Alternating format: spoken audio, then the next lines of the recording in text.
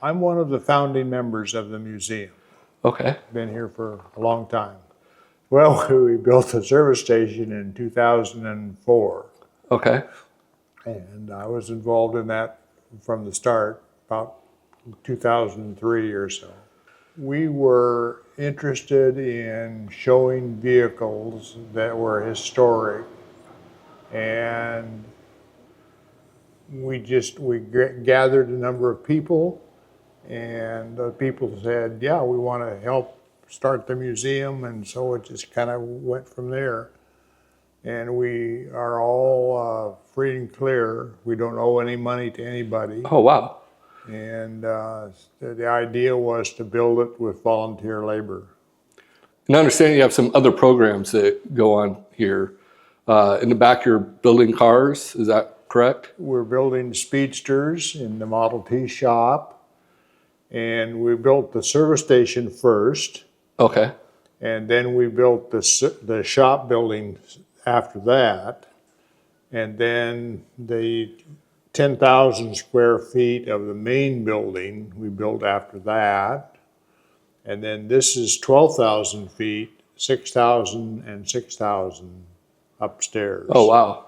So, Is this a standalone museum compared to the other ones, or how does that work? I noticed coming in that there are several different types of museums.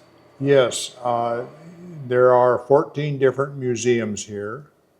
We're number, I forget which one, probably one of the latter ones. And we all have a piece of the ground that we own free and clear. Okay. And we have to build a building within 5 years of the start. Well, we built our first building within a year, so we were off and running and went from there. Very good. And how do you find the owners of the vehicles who want to put them here in the museum? They just come. Okay. We have it's built now that the owners of the vehicles just show up and say, I want to show my vehicle, and so forth. So it's worked very nicely. Very good. And speaking of vehicles, we have one of yours right here. Can you tell me a little bit about it? Okay, this is a 1933 Alpha Romeo 8C, meaning 8 cylinders, 2,300, which is the square footage of the motor. It's relatively small motor, but it would push the car to 120 miles an hour. Wow. In 1933. So it was really something. Where would it race at? The car was made in Italy. Okay. It raced in European theater, 31, 32, 33, 34. And in that kind of setting, they raced from town to town. Okay. And they didn't have racetracks like we have. So they would speed from town to town and race the vehicles on the gravel and dirt roads.